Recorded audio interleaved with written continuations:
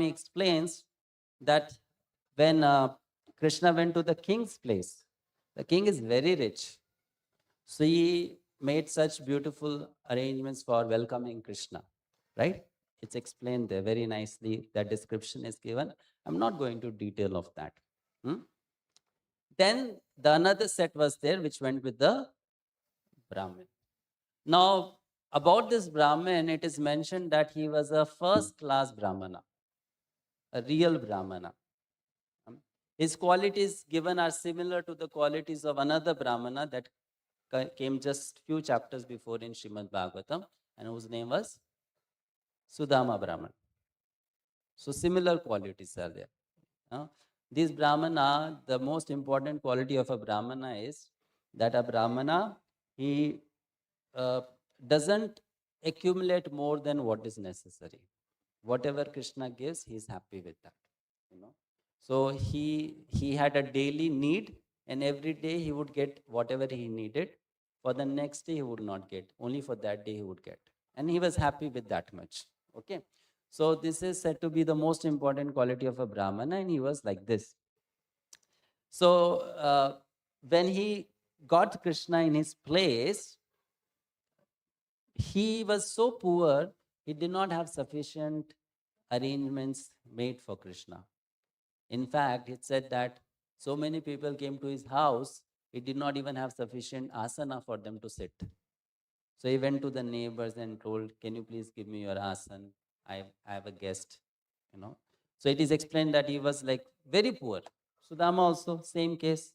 For him to give to Krishna, he had to borrow and beg from the neighbors. Like that. Similarly, this Brahmana, he was begging from others and then trying to serve. And what he gave to Krishna in service, it is mentioned.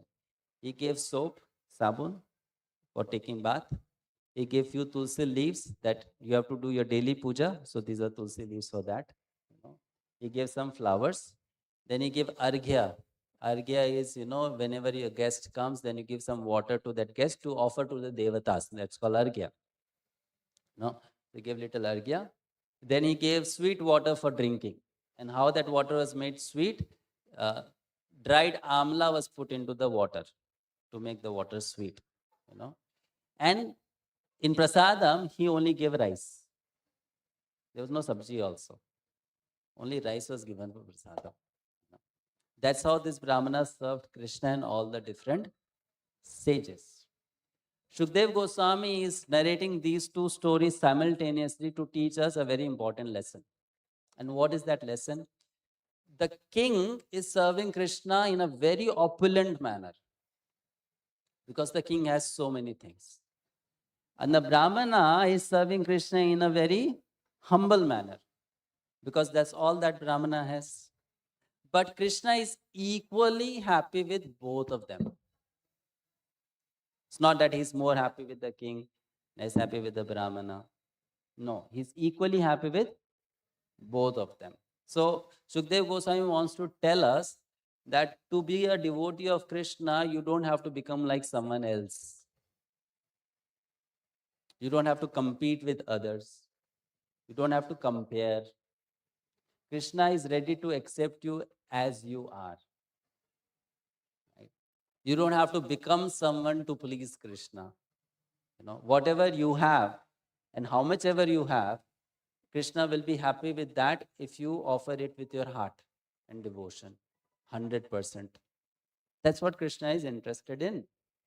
So Krishna is not interested in comparing us. This is my devotee and he's like this, and that is my devotee and he's like that. Krishna does not have that nature, because he is happy with this devotee also and that devotee also. So Shukdev Goswami is making that very clear, that this Brahmana was also very dear to Krishna. Now there the king, he arranged some musical performances for Krishna to get entertained. And the Brahmana, he did not have any such thing. So he thought, there is no one to entertain Krishna, let me entertain Krishna. So he took his uttariya and he himself started dancing, to make Krishna happy, that Krishna has come to my house as a guest, let me do some entertainment for him.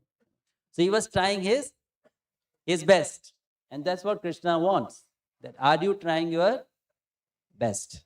That is what Krishna looking for. In this time and age, we sometimes get too much disturbed in our mind because we try to compare ourselves with others.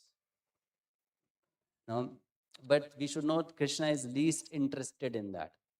Krishna is most interested in how much he has given you, and in return of that, how much you are giving back to him.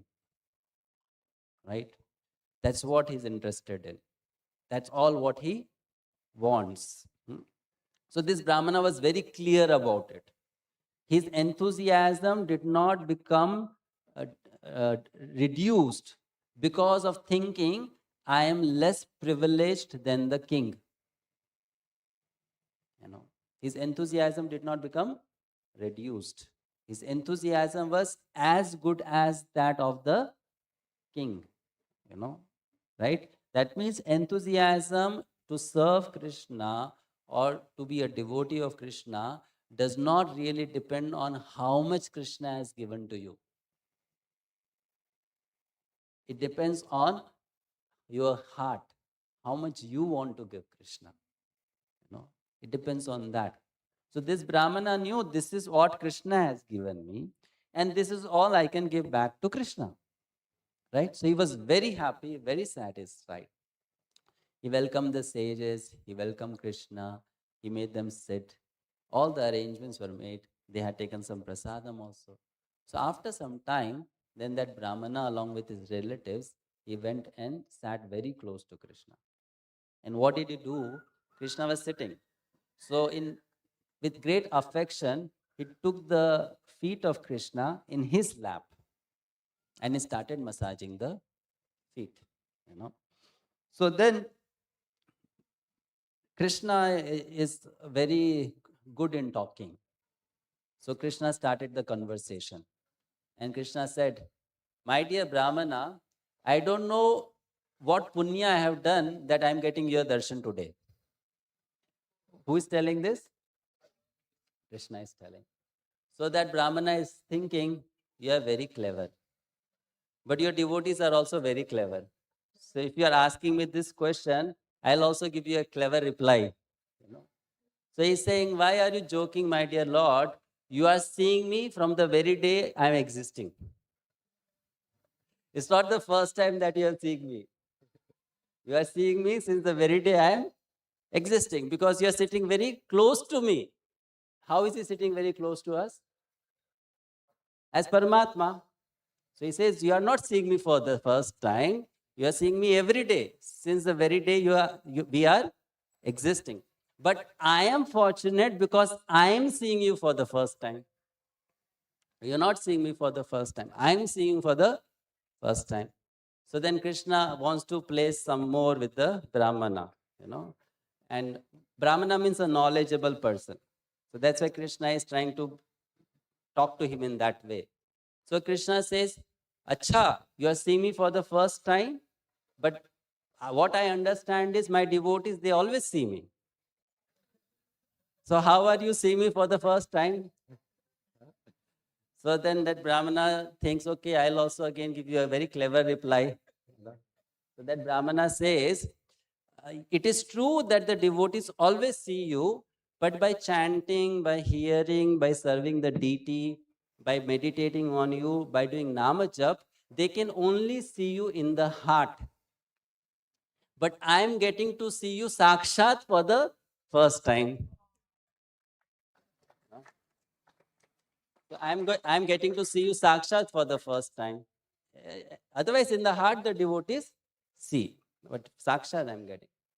So then the Lord says, so why is it that people are not able to see me? Some more philosophical discussion. Then the Brahmana goes to explain because they don't have desire. So the philosophy part comes in, that we are averse to Krishna. Averse to Krishna means we have forgotten Krishna. And that's why we cannot see Krishna. There is a curtain on top of our eyes. What is that curtain? It's called Maya.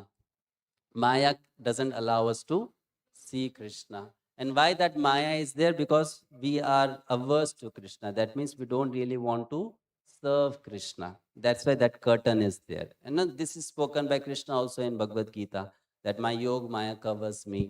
Kunti Maharani also says in her prayers, Maya Javanika Channam, by Maya you are covered, so you cannot see. Though he is everywhere, still one cannot see him. So this conversation happens between these two personalities. So after speaking like this, then the Brahmana tells Krishna, my dear Lord, because you have come here, I want to tell me something. So Krishna says, yes, you can ask. So the Brahmana says, how can I serve you? How can I make you happy? How can I please you? Huh? So he has come home. So he's not thinking, since so many years I'm already serving you, why should I ask this question? How can I please you? How can I serve you? He has come home, so he's asking personally. So this is very important lesson for us, that whenever we come in front of Krishna in the form is Archa Vigraha, we should always ask this question to the deity, how can I serve you, my dear Lord? That is, the deity is not different from Krishna. So when you are coming in front of Krishna, don't think that you are coming in front of just a statue. That is a personality. So when you come in front of a person and that person is Krishna, then what should I ask him? I should ask him, how can I serve you? That should be our question to him. And we should have faith that he will give the answer also. He will give us a reply also, how can we serve him? Or he'll make the arrangements for us to serve him. So this Brahmana, he asks Krishna, how can I serve you? How can I please you? Fine. So this was going on. So now Krishna wants to teach this Brahmana a lesson. This is very important. He glorified Krishna. He told many things about Krishna, that you are the Supreme Lord, you are the Paramatma, you are the Vishwarupa, you are everything. He glorified Krishna very nicely. And then he asked this question to Krishna. So Krishna, what did he do that time? The Brahmana was massaging his feet. Krishna removed the hand of that Brahmana. Jai Sri Sri Gandharvika Giridhari ki, Sriman Mahaprabhu ki, Srila Prabhupada ki. So Krishna, he removed the hand of that Brahmana from his feet and took the hand in his hand. So this is very important point here. The Brahmana is massaging Krishna's feet. That means the Brahmana is acting as a servant now. Correct? But when Krishna took the hand of that Brahmana in his hand and he held the hand in his hand like this, that means the Krishna is telling to that Brahmana, now I'm making you my friend. Now I'm making you my friend. You will not take your servant's hands in your hand like that, right? But you will take your friend's hand in your hand like that. So he said, now I'm making you my friend. And then he tells the Brahmana, I'm going to tell you something as your friend. Which means I am going to tell you something very special now. You will share something which is in your heart only with a friend. You will not always share with your servant. Isn't it? You will hide many things from your servant, no? Because that relationship is not very intimate. But your friend, you will disclose many things which your servant will not know. Correct? Isn't it? So Krishna is telling that Brahmana, I am going to tell you something which is very special for me. Which only my friend can know. That's why he took the hand in his hand. And then he told that Brahmana that you have been glorifying me so much, but let me tell you something. It's not me who has brought these sages with me. It is they who have brought me here. It's not that I have come with them. It's not that they have come with me. It is me who has come with them. So then Krishna tried to point out to that Brahmana that you glorified me so much, but you did not take time to glorify these sages. And all these sages are my great devotees. However, it is mentioned in this chapter that this Brahmana did know about the glory of the sages, because in his mind he was thinking these sages are very great personalities. However, he thought when Bhagavan is present, I should give highest priority to Bhagavan. Isn't it? They are, after all, sevak, servant. So servant can wait, and Bhagavan should be given highest priority. So seeing this mentality, Krishna chastised this Brahmana. And what did he say? Did you not offer respect to these Brahmanas because you are thinking you yourself is a Brahmana? And because you are a Brahmana, they are Brahmanas, you are same. In this way, he's trying to chastise that Brahmana, that you have this pride, you are a Brahmana, they are also Brahmana, so that makes you same. That's why you need not offer them respect. And I am Bhagavan, therefore you should offer me respect. No. So in this way, he was trying to show that Brahmana a very, very minute fault in his thinking. It's not a very big fault, but it is a very, very minute fault. So in this he said, are you that's why not respecting them? Are you that's why not glorifying them? And then he massaged the hands of that Brahmana and he said, if you serve them, I'll be pleased. This Brahmana asked the question, how can I please you? And he said, if you serve them, I will be pleased. And then Krishna mentioned to that Brahmana, for so many years you have been worshipping my deity. And that's why I'm very pleased with you. But there is one thing that you have been avoiding for so many years. And what is that? You have not been serving my devotees. You have only been serving my deities. So serving my deities makes you dear to me, right? But if you serve my devotees, then that makes you most dear to me. And there the acharyas, they write something very interesting. They say, who lives in everyone's heart? Who lives in everyone's heart? Krishna. But who lives in Krishna's heart? The devotees. So the acharyas, they say, therefore, if you know Krishna is Bhagavan, you don't know Krishna completely. But if you know Krishna's heart, then you know Krishna completely. And Krishna's heart is full of devotion to devotees.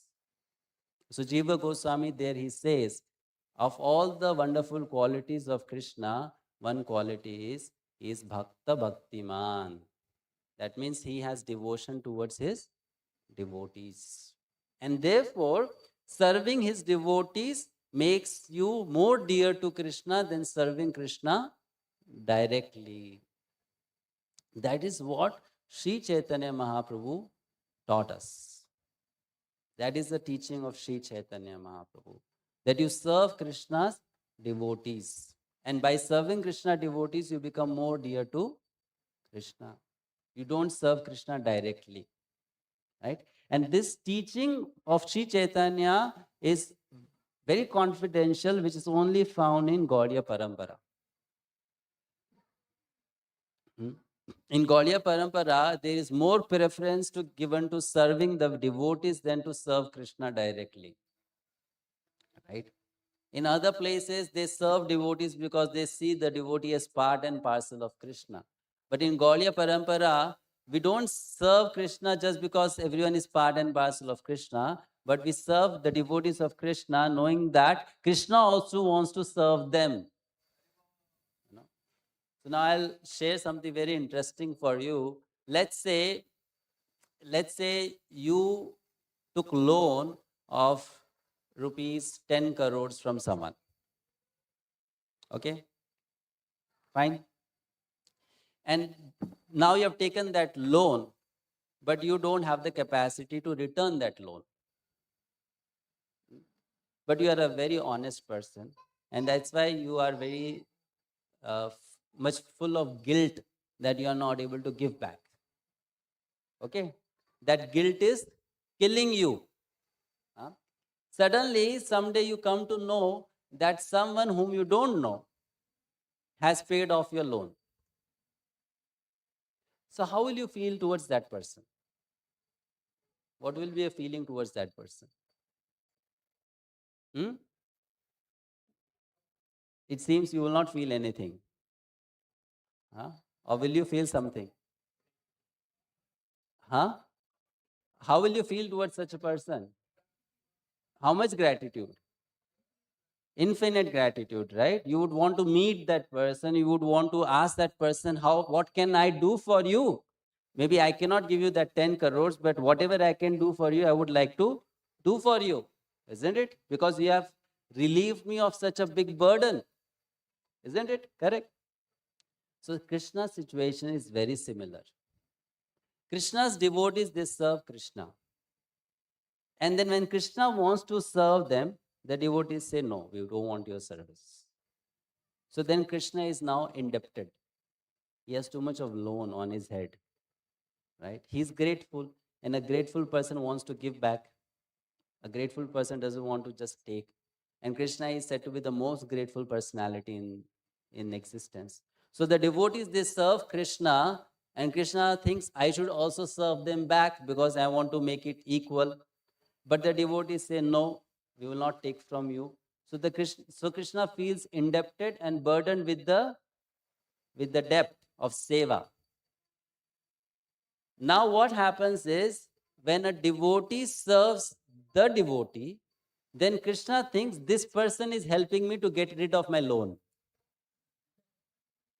You know, because when I'm directly serving, this fellow is not taking, right? But if some other devotee is serving, then he's taking. So this person is helping me to get rid of my loan. So then Krishna would want to serve you, and that way you become very dear to Krishna. So that is the secret, that when you serve Krishna's devotees, then Krishna takes special interest in you because you are helping Krishna to get rid of his loan. That's why we have to understand these principles of service to devotee. It's a very important principle. We should serve devotees, understanding that they are Krishna's very dear, you can say, associates, servants, and we should serve them. So the main lesson that Krishna is teaching that Brahmana through this whole pastime is, don't just serve me, you also serve my devotees. And you serve my devotees with equal love, equal respect, and your complete heart. And that's what will make you more dear to me than you just serve me alone. You know, correct? So we have this opportunity being in Bhakta Sangha, that we get a chance to serve the devotees. So we should make the best use of that opportunity. And of all the devotees, some devotees are exceptionally great, like Srila Prabhupada, like our spiritual masters. So we should serve their instruction, what they want, what they desire, what is their expectation from us. Isn't it? Srila Prabhupada's expectation from all of us is, if you love me, then you please distribute my books. You please make others also Krishna conscious. You please help others also become devotees of Krishna. That's what Srila Prabhupada desired, isn't it? And when we try to serve Srila Prabhupada or assist him in that desire, then we become very dear to him. And when we become very dear to him, we also become very dear to Krishna. It's a very important lesson. That's why Krishna is called Bhakta Bhaktiman. He is the devotee of his devotee. He doesn't want to be God. He would likes to be a servant, and is the best servant. In Golok Dham, he's not doing anything else but just serving. That's all he does. When he takes the cows for grazing them, he doesn't have to do. He's the son of a king. He can tell Nand Baba, I am prince. I don't have to do all these things. Ask your servants to do this job. No, he personally goes to graze the cows. What is that? Seva bhav. Isn't it? He doesn't wear shoes or slippers. He says the cows are not wearing, so I will also not wear. He doesn't take an umbrella. The cows don't have an umbrella. I will also not take. So what is Krishna doing in Goloka? He's serving. He's always serving, right? And that is the quality that a devotee of Krishna also has or should have. Service, seva. Hmm. In material world, being a Baddha Jiva, we have only one attitude which is constant. And what is that constant attitude? It's called Dvesha Bhav. Dvesha means envy, right? That's our sthai bhav in material world. Every jiva has this bhav, Dvesha. Dvesha means hatred. Hmm? So the opposite of this Dvesha bhav is Seva bhav. So this Seva bhav has to be cultivated, which means it has to be practiced. It's not that something I have, it is something which I need to develop. And how do you develop it? By practicing it, by doing it, not by imagining I have a lot of seva bhav. No, you have to do it. You have to serve, right? And that's what Krishna is teaching. You serve my devotees, please my devotees, and then you please me. And that's how you become most dear to Krishna, right? So then Krishna instructed that Brahmana. He stayed there for a few days. The Brahmana got a chance to serve Krishna, and along with Krishna, he got a chance to serve all the devotees, the sages. And then Krishna told that Brahmana, because you did this, I'm giving you a promotion in your spiritual life. He got promoted to a higher level of consciousness. Okay, so the last lesson that I want to share with you is Krishna is always going to help us get promoted in Krishna consciousness. If you are a progressive devotee, Krishna will bring you higher levels of realization, higher levels of opportunity to become more advanced in Krishna consciousness, just like he is doing in the life of this Brahmana. So Krishna will do in our life also, right? In every individual life, Krishna is going to guide us from a lower level of Krishna consciousness to a higher level of Krishna consciousness. But there will be a price to be paid. And what is that price? What is that price? When you become attached to a lower level of bhakti, Krishna will indirectly or directly tell you, give up this attachment and become advanced. So you have to give up that attachment. If you don't give up that attachment, then you stay there only. But when Krishna gives you chance, give up this attachment and come to a higher level of devotional service, so one has to then do some sacrifice, right? But it is difficult because we get attached. I want to be a devotee like this only, Krishna, right?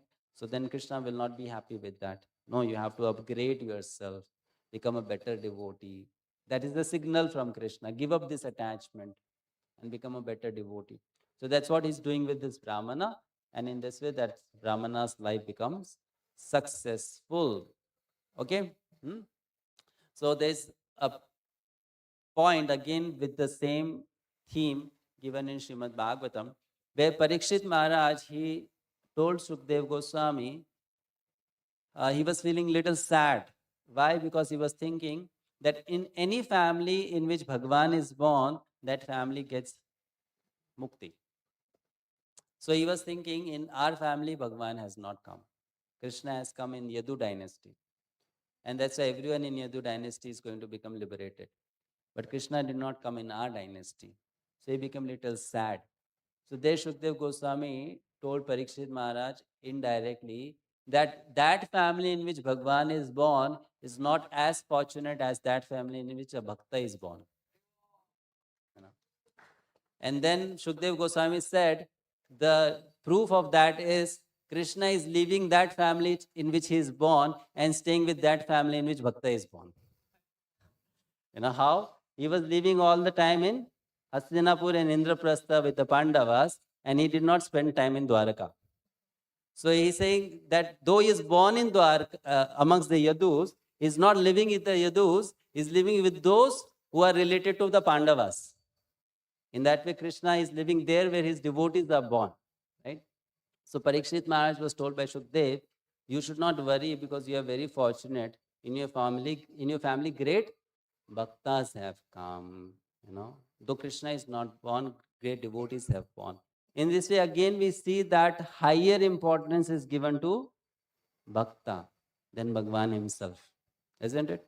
So sometimes people, they have this, uh, you say, um, this feeling in the heart that we are not seeing Krishna directly. I want to serve Krishna directly. I want to please Krishna directly. And they feel that if that opportunity is not there, I'm missing something. But please try to know that we all in Kali Yuga has a higher opportunity. And that opportunity is to serve the Bhaktas of Krishna, the great devotees of Krishna, in the form of Srila Prabhupada, the previous acharyas, the present spiritual masters who are pure devotees of Krishna. And if you are getting a chance to serve them, that is the greatest opportunity that any living entity can have. There is no greater opportunity than it, because Krishna is Bhakti, Bhakta Bhakti Man. Krishna wants to be his devotee's servant. So we should also be very eager to serve the devotees of Krishna. And if you do that, then it is same as serving Krishna or pleasing Krishna. We should not underestimate that opportunity, that it is something very simple and small. No, it is something very glorious. Okay, so I'll end here. We'll stop the talk here. If you have any question or comment, you can ask. Yes, Prabhu, you can use the mic, please.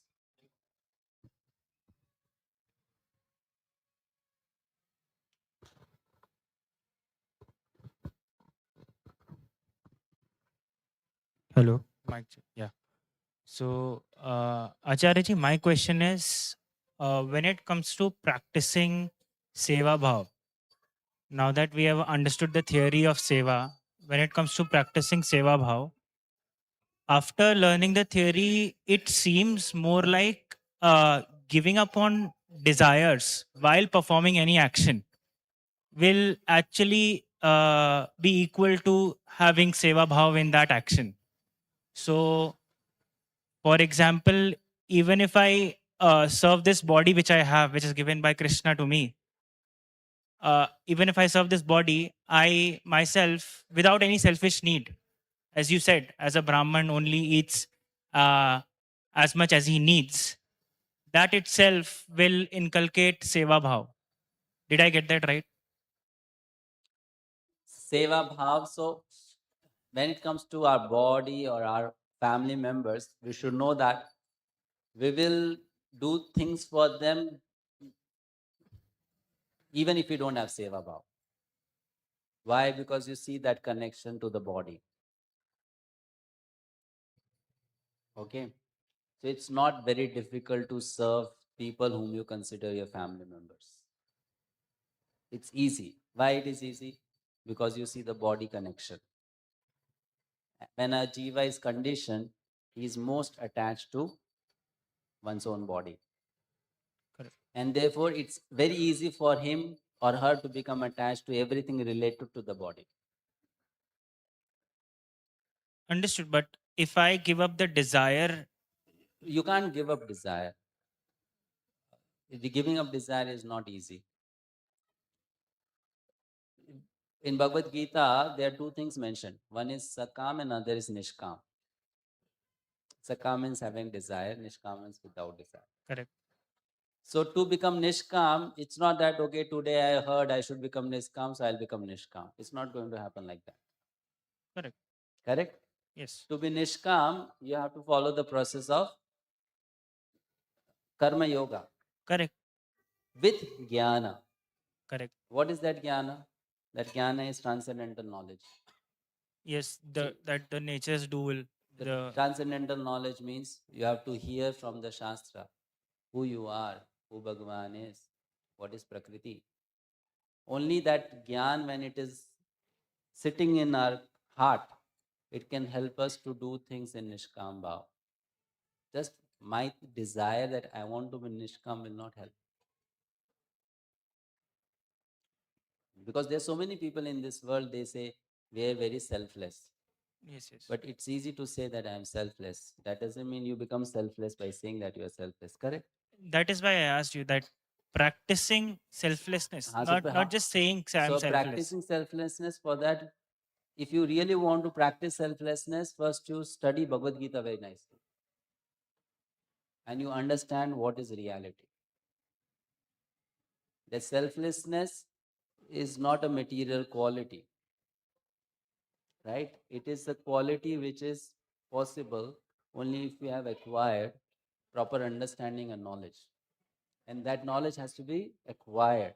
Therefore, we study first of all the Shastra in the association of devotees, and then whatever capacity we have, we serve Bhagavan, we serve the devotees, try to understand that knowledge, and by the mercy of Bhagavan, the Vaishnavas, and your sadhana, someday you will become Nishkam. Okay? Understood.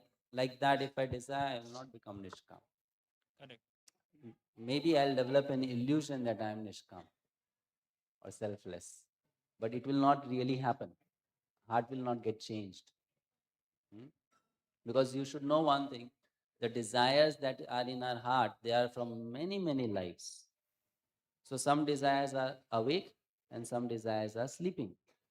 So if you think my all desires are gone, that is not true, because many desires are sleeping and they are waiting for the right time to become awake.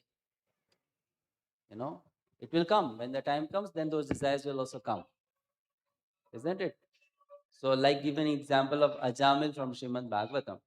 Ajamil was a very nice Brahmana, living a very pure life, isn't it? But one day, en route to the forest, he saw one low class woman having bad character embracing a man, isn't it? And immediately he developed a desire of associating with that woman. But he was a very good Brahmana. So, how did that desire come? Because in his heart, there were such desires in sleeping mode. And when he saw that sight, then those desires became awake again.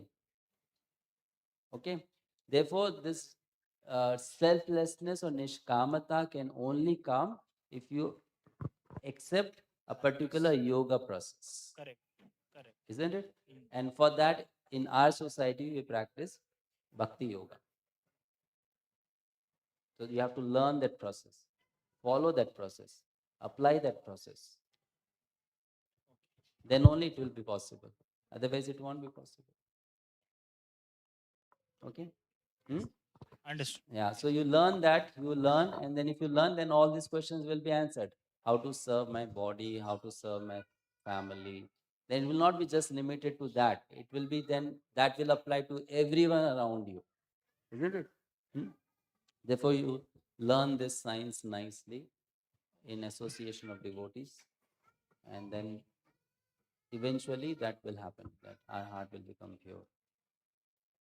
Okay? Hmm? Hare Krishna, One Prabhuji. thing is very important for us to know, that purification of heart is a time-taking process. It doesn't just happen like that. It doesn't happen. It doesn't happen. Why it doesn't happen? Because the time we have spent making the heart impure is very big. Right? Therefore, the time required to make it pure also has to be considerable. You understanding? It's not the first time you are born. Taken so many births. And all those births, we have cultivated wrong desires. Now you might be thinking, no, I'm quite a decent person. No, it's only a phase of your karma which is making you think like that. But there are so many things hiding in the heart which you don't see. Isn't it? So therefore that purification, it takes time. It takes time. It takes time. Anyone practicing even bhakti will take some time to become purified. It will not happen immediately. Right? So therefore the first thing is, please try to understand the process. Then you apply the process. And then you will be patient for it to produce the result. Okay? Fine? Yes. Thank you for the question. Yes, Prabhu. Hare Krishna Prabhuji. In the class, you told that we are stuck in the lower standard of our bhakti. So for that, we should sacrifice because of attachment. Yeah, we cannot. So how can we be away from that attachment? How can you be away from that attachment? Yeah, because we are stuck in this lower standard of bhakti. We want this, that, so like that. So you'll not be satisfied then. You'll not be happy. You have to give up that attachment, then you'll become happy. If you don't give up that attachment, you'll not be happy. There is no other way, bro. What can be the other way? You can only ask Krishna for help, and Krishna helps you. You have to receive that help. There's no other way. What can be done? You have to give it up. And one more question, bro. You told that we should serve devotees as a seva bhav. We should discriminate devotees like who are pure devotees. No. When How? it comes to seva, you do seva to everyone. You don't discriminate. When you want to hear confidentially, you discriminate. But when you to serve, you serve everyone. What to speak of serving a new devotee? Shastra says even if a devotee has bad character, you still serve that devotee. But you don't associate very closely. Right? So when it comes to seva, we should do seva to everyone. You don't have to choose, okay, this is nice devotee, I'll serve him. He's not a nice devotee, I'll not serve. No, seva you should do to everyone. Isn't it? Let's say 50 devotees are sitting for prasadam. Will you choose? Nice devotee, give prasad. Not nice, don't give. Nice, give 2 more puris. This is very nice, give little more halwa. This devotee not nice, no halwa. You can't do, na? You have to serve everyone. Then if you develop that mentality, then that person will feel offended. Na? Correct? So you serve everyone. You serve everyone very nicely. And if you are fortunate, then you'll get a chance to serve a pure devotee also. But you should not be choosy. Pure devotee, I'll serve. Other devotees, I don't serve. Because after all, pure devotees are going to give me Krishna consciousness. So then you should not become choosy like that. Serve everyone. Okay, bro. Right? Yeah, but if you get chance to serve pure devotee, you become very happy that today by good fortune I got a chance to serve a pure devotee. But this mentality is not nice that I will only serve pure devotees, other devotees I will not serve. That is not good. Okay, bro. Okay? Yes, bro. Yeah. Thank you, bro. Last question. So you are deciding that? Okay. How long will it take us to become Vaishnava, Prabhuji? How long Pure it takes devotee to of become a Krishna. Vaishnava? Yes. For me, how long it will take? I don't know for you how much long it will take. But it can take very long also. But you should not be worried about that. You should be worried about the process. How do I follow it nicely? How long it will take to become a pure Vaishnava? Why should you be worried about that? Don't worry about it. Because we should not be so result oriented, no? We should not be so result oriented. That is in Krishna's hand. Krishna will give you that state now, next life, after 10 lives. That Krishna will decide, no? So I should do my part, which is I should serve Krishna. And then how long will I take to become pure devotee? Do you think this thought of yours will please Krishna? No. You can desire, but if you just think about it, it's not going to please Krishna. So you practice very nicely, right? And you practice nicely, it will take some time. We should practice very nicely, and when the day when Krishna will desire, it will happen. That you live in Krishna's hand. He is independent. Independent means he will decide himself when. If he decides for you tomorrow, tomorrow. If he decides for you after 10 lives, after 10 lives. That is in his hand. Why? Because he is Bhagavan. That's why Bhagavan. That's what Bhagavan means. Bhagavan means no formulas work for him. When he decides, it happens. When he doesn't decide, it doesn't. If you can't accept that point, that means you don't know who Bhagavan is then. Bhagavan means, Prabhupada says, supreme autocrat.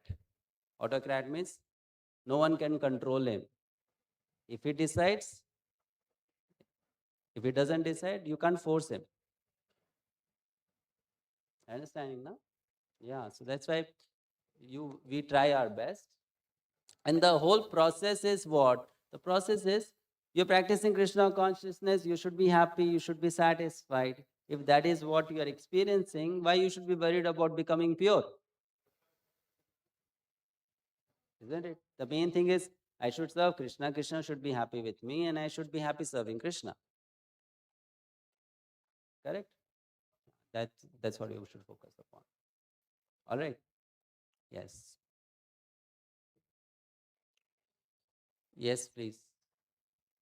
How much time we have? As much time as okay. Hare Krishna Prabhuji, I have one question. Can you, not question, I just want you to throw some light on the Bhakti Yoga and how can one start practicing it? So can you please? You are already practicing it. You're coming to temple, doing satsang, then you're practicing bhakti. Right? So you're practicing bhakti. There are 4 principles of bhakti. If you practice it, you're practicing bhakti yoga. Be in association of devotees, chant the holy names of Krishna, eat, honor Krishna prasadam. Right? So you hear and read about Krishna from devotees. If you do that much, you are practicing bhakti. Right? And then the higher details of what you are supposed to do next, that you'll eventually come to know. But you stay in this association. Yes, Prabhuji. Hare Krishna Prabhu. So regarding the seva, for example, if I got some seva and if I'm able to put some little effort, so how I need to think it? For example, instead of being in home, I able to come to temple and I able to do little seva, so I need to be happy, or I need to be sad or guilt that I'm not able to put more effort or I'm not able to spend more time in the seva like that. How I need to be thinking? If you are having time, then you spend. If you don't have time, then how will you spend? And effort also. Effort also, for example. Yeah, so if you have time, you spend. If you don't have time, then don't feel guilt about it. You tell Krishna, this much time I have and I'm giving to you for your service. Krishna is also realistic, no? Realistic means he understands our situation. So if you have 10 hours every week to serve, you give 10 hours. Rest of the time you do your other things. No problem. It's just that you be honest with the Lord and the devotees. Be honest. You should feel guilty when you are wasting time. But if you're not wasting time, you are doing things which are required to be done, then you don't have to feel guilty about it.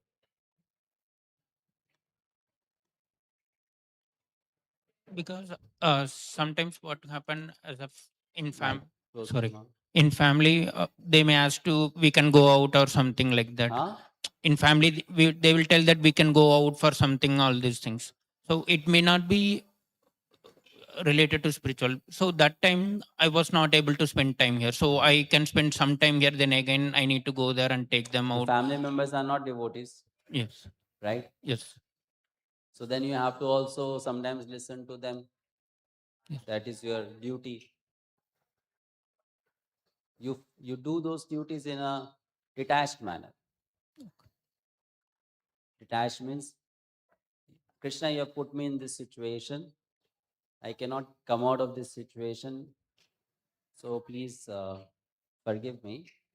And externally, you are not able to serve. But in your mind, you should be always connected to Krishna. Right? Yeah. Because we are living in this world, we have family, society, material duties. So you can't always give up those duties. There can be a time when you can give up, but you can't give up immediately. So at that time, in your mind, you can always try to be Krishna conscious. That is also fine, right? It's okay. Seva is done by 3 ways: by body, by mind, and by tongue. So you can't do physical service, you do mental service. Service by mind. That is also seva. In your mind, you think of Krishna, you pray to Krishna, you glorify Krishna. Right? And you can always pray to Krishna that this situation is there in my family, in my life. If you can make more favorable situations for me, then it will be nice for my Krishna consciousness. So you pray to Krishna like that. Krishna can make some arrangement also. Okay? Yeah. Hare Krishna Prabhuji, Dandot Pranam to everyone here. My question here is why Krishna is so merciful and why is he giving us such beautiful freedom and we are not utilizing it? That freedom is also Krishna's mercy only. That freedom is Krishna's mercy. He is giving us that freedom. So it's not that Krishna is not merciful to us. He is merciful to us and he is giving us that freedom out of his mercy only. We are not utilizing it, that is because we are in ignorance, avidya. And why are we in avidya? Because we are not trying to cultivate vidya. How do we cultivate vidya? We cultivate vidya by associating with devotees and learning from them the transcendental science. Therefore, Srila Prabhupada gave us so many books. You study them, you read them, you hear them, and then you cultivate vidya.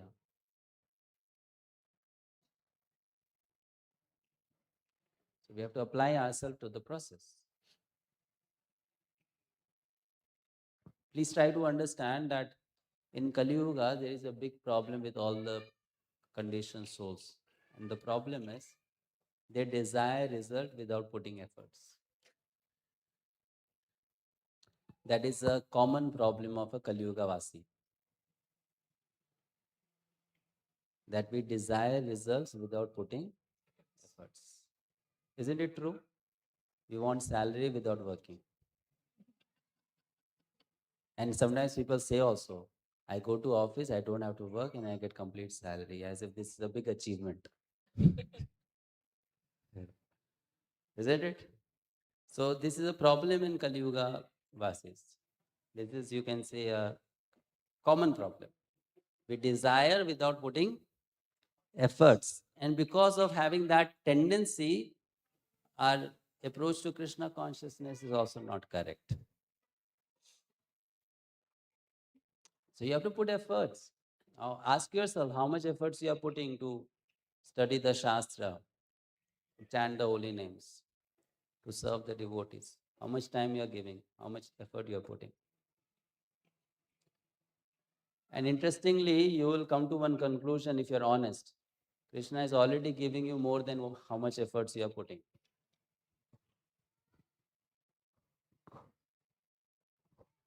If you do a proper analysis, isn't it?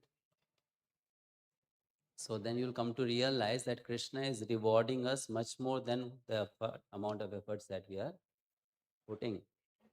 And if you want more rewards, you have to put more efforts. You have to do that.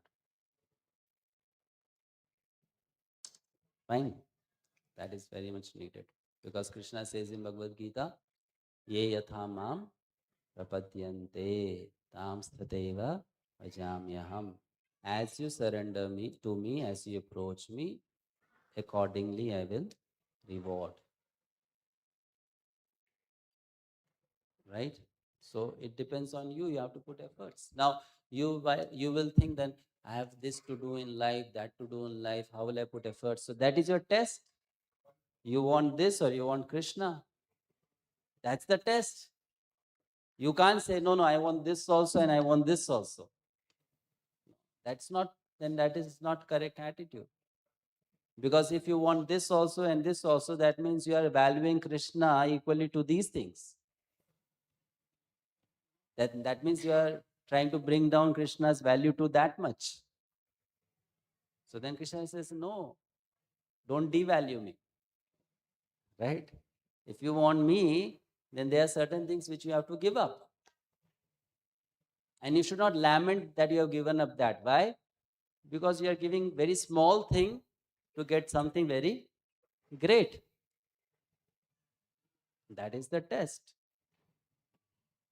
That test we have to pass.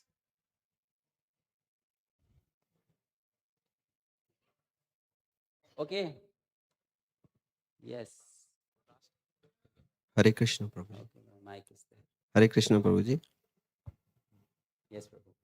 So today in session we learned that we have to serve devotees. When we serve devotee, Krishna will please. So as I understand, Krishna is Narayan, and I learned that Nar Seva is Narayan Seva. So my question is that is this seva when we are talking about, is it limited to devotees or is it anybody? Good question. So what you have heard is wrong. Nar Seva is not Narayan Seva.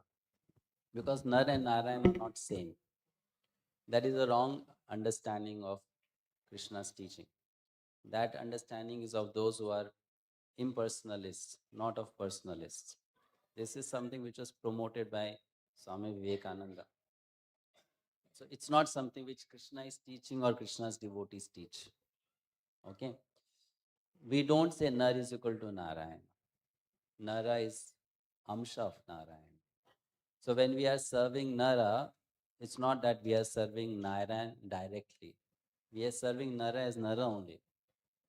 And we are serving Narayan as Narayan. It doesn't make Nara and Narayan equal. Fine? So that understanding is not there. Now when it comes to serving Nara, how will you serve them? The most basic understanding people are having is give them food, give them cloth, correct? Give them education. That's what people understand by seva. If they are poor, give them some money. Now, Srila Prabhupada's statement on that was, if you give them food, cloth, money, but you don't give them knowledge of why they are born, how should they use that money, then you are not serving them because they may misuse it. So your service is not complete. It's just like, let's say I give a child a mobile phone and I don't teach that child what is the good use of this mobile phone, then that child may misuse the mobile phone and then spoil his mind also because of that, isn't it? So therefore the best way to serve Nara is to first of all teach them why they are suffering. And what is that service? You teach them Bhagavad Gita. After they have studied Bhagavad Gita, then you give them prasadam. Because now that person knows this food is coming from Bhagavan, I should thank Bhagavan. But if I just give food to someone and that person doesn't really know why should I serve God or why should I thank God, that food is not going to help much. It is only going to satisfy the body. Isn't it? So it is service, but it is very incomplete service. Therefore, in Iskcon, we don't just believe in giving food. We believe in giving prasadam. Knowledge. Prasadam. Plus knowledge. Knowledge. That is, so Iskcon is also serving humanity. But how? Not just giving them food, clothing, shelter, giving them knowledge.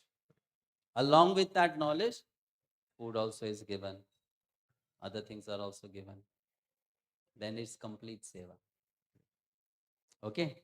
Isn't it? I'll give an example. Let's say a person is wanting to commit suicide and is sitting on the railway track. And it's night time. And you want to serve that person. So you can do two kinds of services. One service is, it's night, he might be feeling cold, let me give him a blanket. That is also seva bhav. So you sleep the blanket, sleep on the track, use the blanket, and at night die.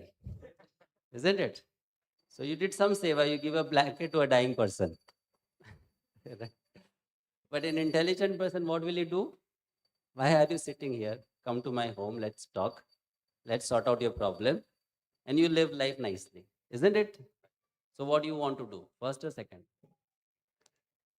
That's what we are trying to do, give knowledge to people and then teach them how to live their life nicely. Isn't that better? Okay. Hare Krishna Prabhuji, Dando Pranam. Hare Krishna devotees, Dando Pranam. My one question, just now you have been talking about Maya in the class, that Maya is covering our soul, all that. So how to get rid of Maya? Even advanced devotees fall due to Maya. After going so much up, they also fall due to Maya. How to get rid of Maya? How to avoid Maya in practical life? Everything is practical only, Mataji. If you apply it, it is practical. If you don't apply, it's not practical. So we can get rid of Maya only by surrender. Devi hi esha gunamayi mam maya duratmaya. Mamayevaya prapadyante maya metan tarantite. Bhagavad Gita chapter 7 verse number 14. Only by surrender to Krishna, we can get rid of Maya. So that surrender has to be practiced. This is again and again repeated by me because we think bhakti is something which can just come to us by desiring it. No, bhakti has to be practiced. Therefore, Krishna says, Abhyasa yoga yuktena. Abhyasa yoga. You have to do abhyasa. Abhyasa means what? Sataka. Sadhana. Arjuna asked Krishna this question, how to remember you?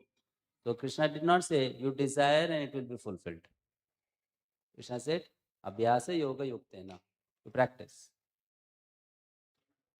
Practice. Don't just desire. You have to put practice, efforts.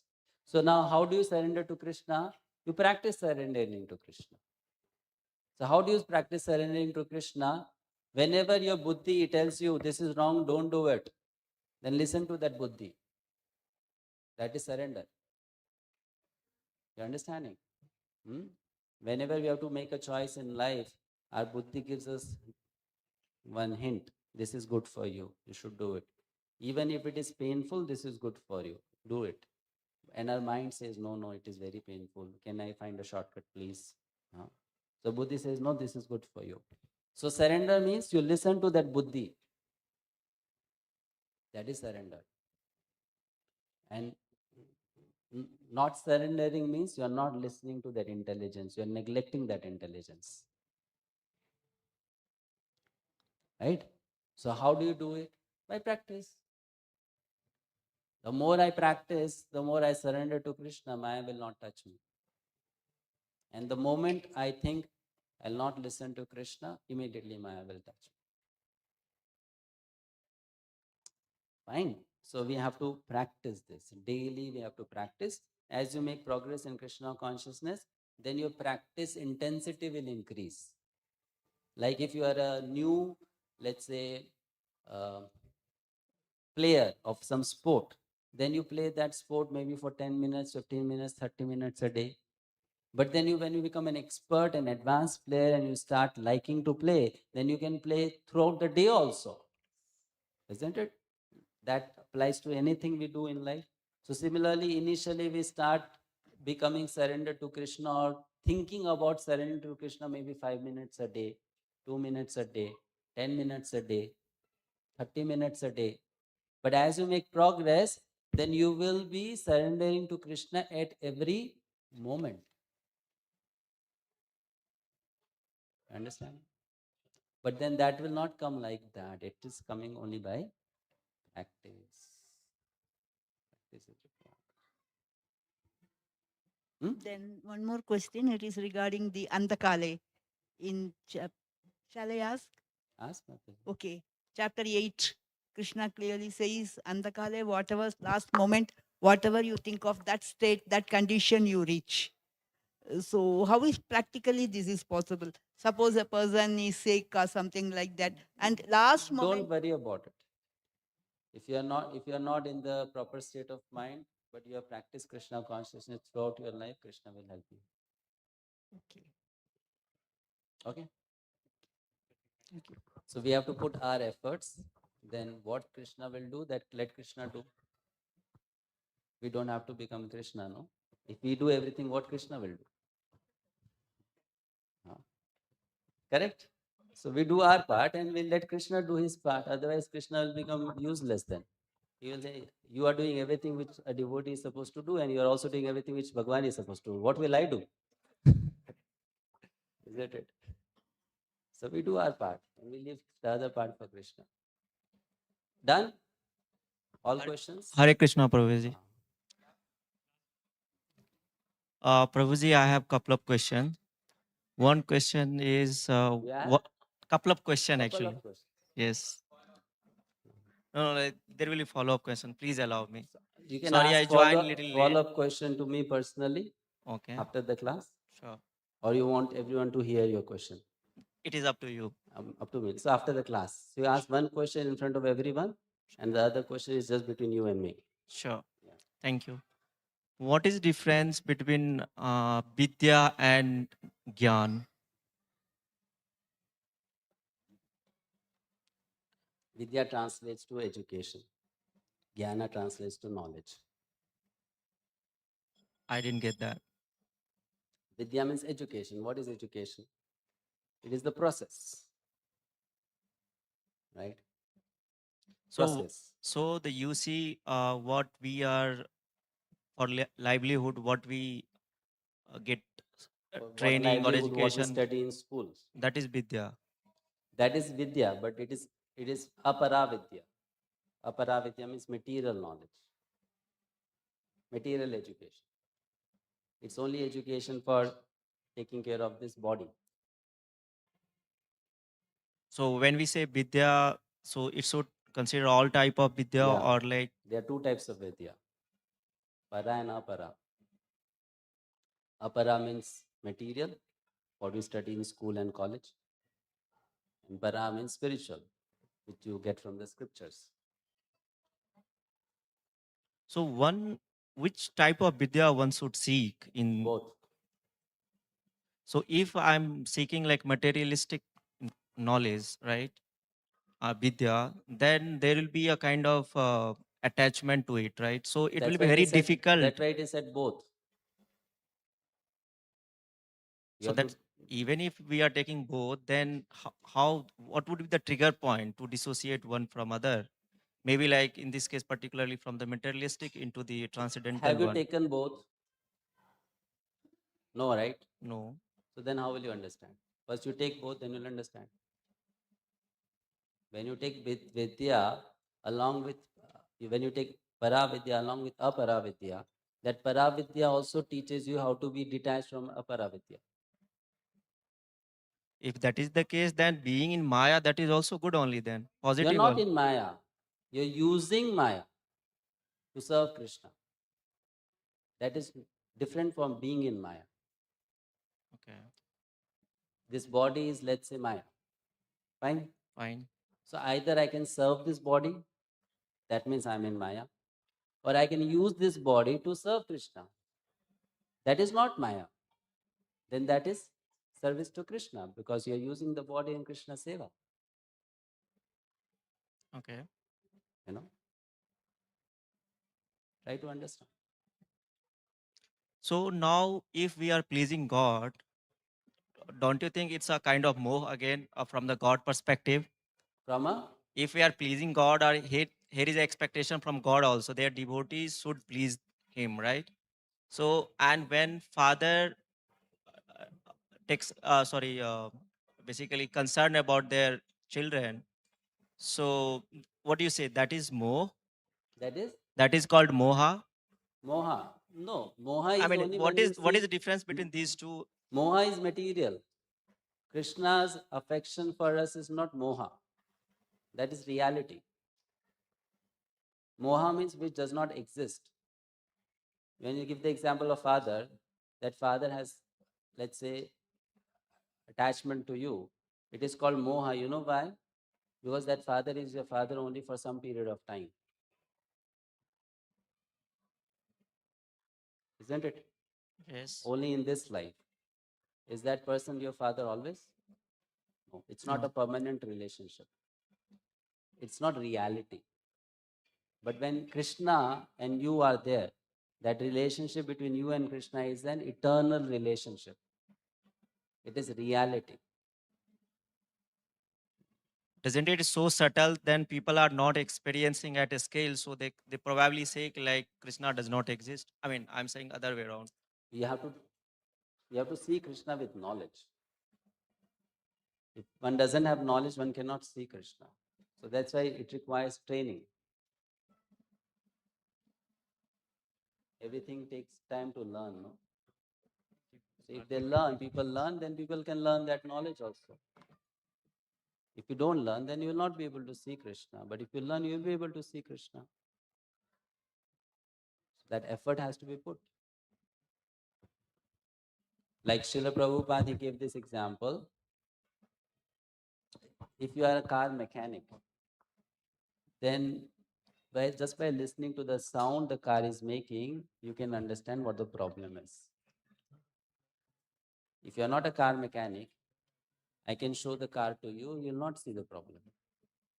So that knowledge to see came from training. Similarly, to see Krishna, you have to receive training. And for that, you have to put efforts. That is getting Paravidya. Spiritual subject matter, knowledge. You have to get. So that's why both are needed, material and spiritual. But material should be practiced on the foundation of spiritual. Then material does not become a source of attachment. Only material cannot help. Okay, so all of you seem to be quite new to Krishna consciousness. And therefore, my request to you is, you are coming to these programs, you keep on coming. Srila Prabhupada has given so many scriptures, books, you read them. If you have questions, you inquire, try to understand.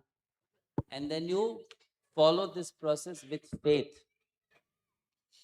Follow with faith, then in due course of time, you will also start getting realizations, right? But you follow the process nicely. Then you, in due course of time, you'll also start getting realizations. And then one day, you will be able to see Krishna also. That is also possible. But for that, one has to go through that training. Then one understand. So we stop here. Thank you very much, Srila Prabhupada ki. Jai. Hare Krishna, Krishna Krishna, Hare Hare, Hare Rama, Rama Rama, Hare Hare. So we are thankful very much to His Grace Madhusudana Vishnu Prabhuji. First of all, to have come here. In the morning we had Srimad Bhagavatam class, and now we had again Bhaktiman topic from Prabhu. So again Prabhuji will be again traveling to Shishadripuram, Prabhu, right? I think in the evening. So we can see that how Prabhuji, from his life also we can see how he is eager to serve devotees, to give this knowledge so that we all can generate the same amount of desire and also effort to serve Vaishnavas, to serve Krishna. So we'll all loudly chant Hare Krishna Mahamantra, because Prabhuji took the session, and after that last 45 minutes he has been very patiently answering also. And I think if we continue, he was even ready to do that. So you can see how they are willing to serve. That is the love they have, even if we don't know each other. But still that willing to, because he knows, not directly, indirectly, that part and parcel of Krishna, and they are devotees, so my duty is to serve. So we'll thank Prabhu by chanting loudly Hare Krishna Mahamantra. Hare Krishna, Krishna Hare Hare, Hare Rama, Rama Rama, Hare Hare. Srila Prabhupada ki. So before Prabhu leaves, there are two things for Prabhu. Like Prabhu, we have, Bharat Prabhu was there. Now he got initiated 2 days back from His Holiness Jayapataka Swami Guru Maharaj. And now he is lovely, can be called as His Grace Bharatagraja, Raghunath Das. So please, with a garland, maybe you can bless him. Yeah, Prabhu. Yeah, Prabhu, you can come here and take blessings from Prabhu. Yeah, garland is, yeah, okay. That also is fine. Yes, yes. Hari Bol. Yes. All of you, Hari Bol. Yeah. Jai.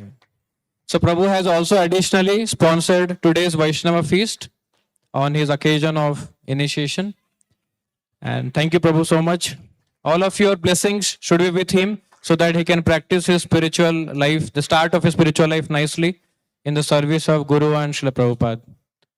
And secondly, we have one Grihastha, Raj Prabhu and Bhanu Mataji. They have got a baby Gauranga, the name is, and they have come just yesterday from hometown. And they were with us. Now they will resume with us. So also please bless them with one more garland to the baby. Haribol. Prabhu, you can hold. Yeah. For the baby. Gauranga. Haribol. So let us chant loudly one time Hare Krishna Mahamantra. Hare Krishna, Krishna Krishna, Hare Hare. Hare Rama, Rama Rama, Hare Hare. Thank you so much, Prabhuji. Thank you.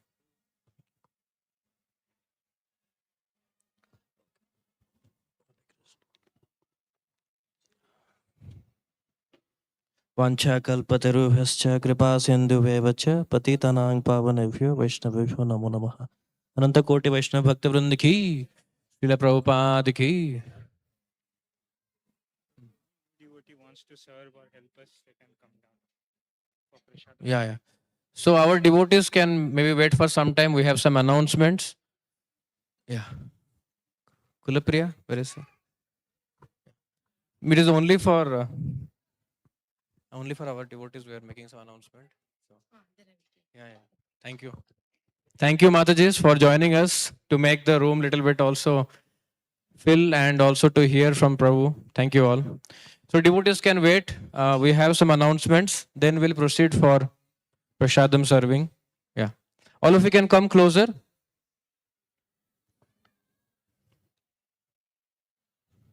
Yeah. So the first announcement, all of you can see the screen?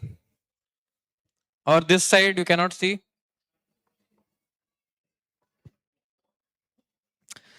We had a Siksha recently, right?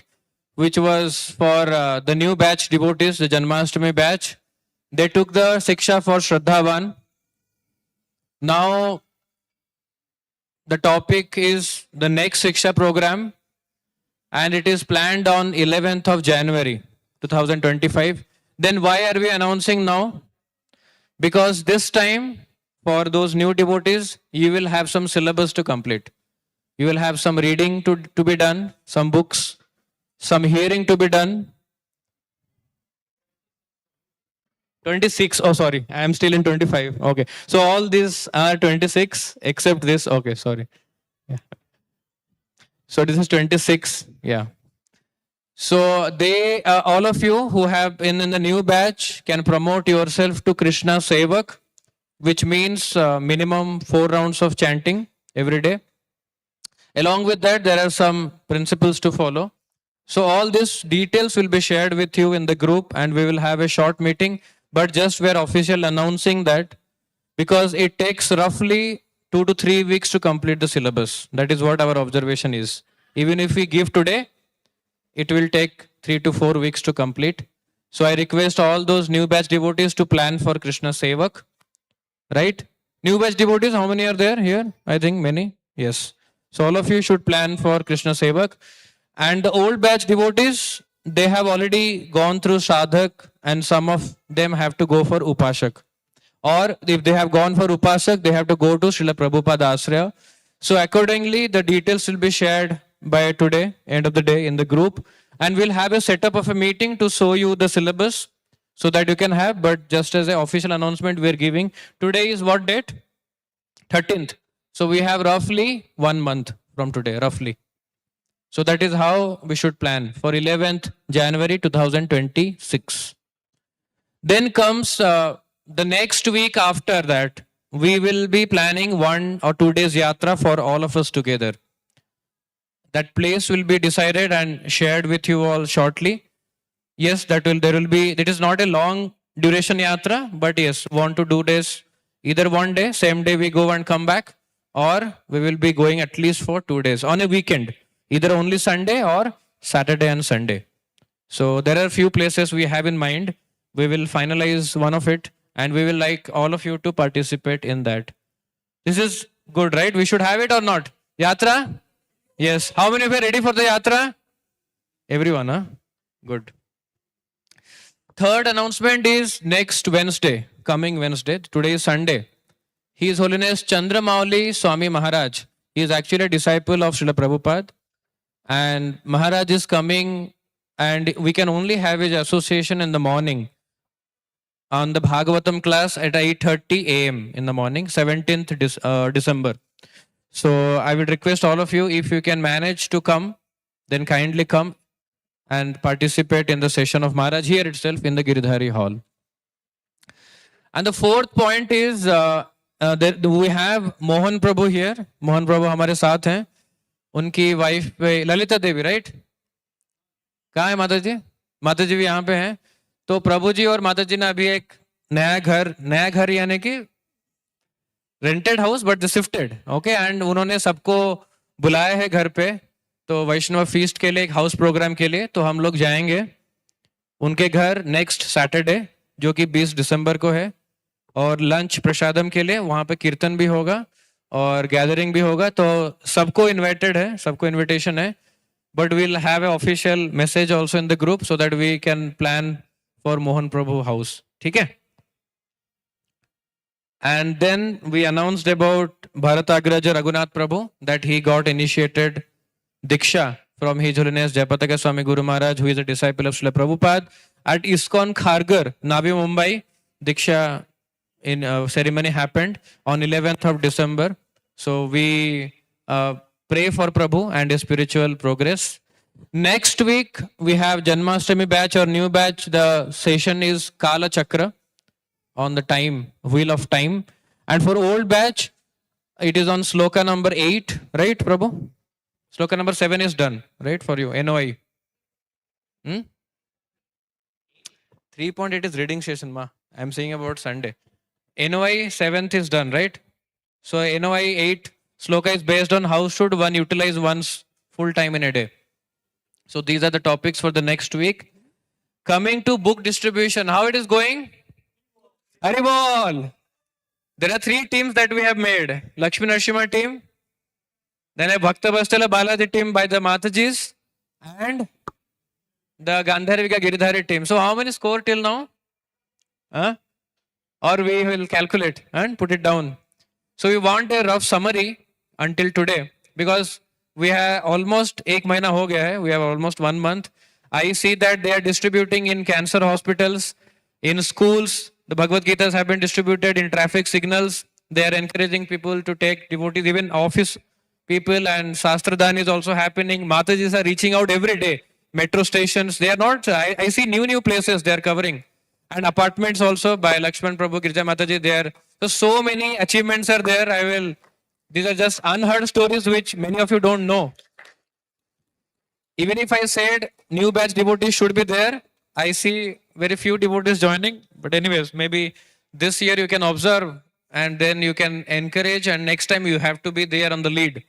So book distribution score will assimilate and will put how many books we have done till now. But one thing I want to say, that all of you have taken books on credit. So that Prabhuji is asking me, your name is everywhere, when are you going to pay back? So please reach out to Prabhuji for payment. If you have already some Lakshmi, you can already sort it out, okay? Settlement. Else they will not leave me. And Vaikuntha Ekadashi is coming on 31st. For local calendar, it is on 30th of December. And for Vaishnava, it is on 31st. So both days we will be celebrating here. Vaikuntha Ekadashi in our temple, 30 and 31st. अभी क्या होता है कि जो batches हम regularly करते हैं ना, the batches we do twice in a year. One is Janmashtami, one is Vaikuntha Ekadashi. But only for this year, we will not be fully focusing on a Vaikuntha Ekadasi batch, because we are trying to maybe I can say in a better way that we are trying to make it more stable, because the old batch will go to a Bhakti Vriksha model and the new batch has to go, but after some time, maybe after Siksha, there will be given a time period of 2 months and then they have to be moving to Bhakti Vriksha. Bhakti Vriksha model is a little different than what you are seeing, that one speaker will come and one class will happen. Definitely special guest speakers will come and we'll have that, but Bhakti Vriksha model will have to incorporate. So for that reason, we will not have a full-fledged Vaikuntha Ekadasi batch. However, if some of you find some new devotees and you register, still they can be accommodated in the new batch and we can see some extra sessions for them. Okay. So these are all announcements. We'll put it on the group if you missed anything. And any questions on this? Yes. Book distribution end date. So when I initially started, we started the book marathon, it was planned to be ending on 15th of December. However, when I asked the temple authorities, they are asking to at least end after Vaikuntha Ekadashi. And because we are not doing specifically registration seva, if we are doing, we could have stopped now. So I will say that let us continue till end of this month at least. And then we freeze it. When you all decide after Vaikuntha Ekadasi, let us freeze it. Because the new year, it is a wonderful thing to gift. I will say new devotees who have come here today, please be part of your Prabhuji's or Mataji's group. And you also be part, at least for 1 day, 2 days, some 2 hours, 1 hour, you see how the books are distributed. Bharat Prabhu was there one time, right? I know. And then Jivan Prabhu is going. Then Shruti Mataji is going. I don't know who else from the new batch is joining. Anyone else? Deepak Prabhu and Ankita Mataji are joining from the new batches. And who else? You are also joining? No, they have spent time. So now I encourage others, including Shyam Prabhu and others, please involve yourself in book distribution. This is a different experience altogether. And as you saw from Prabhu, that Krishna is pleased when we serve devotees. So this is a way of serving devotees as well, or making devotees. Thank you all. Any other questions? No.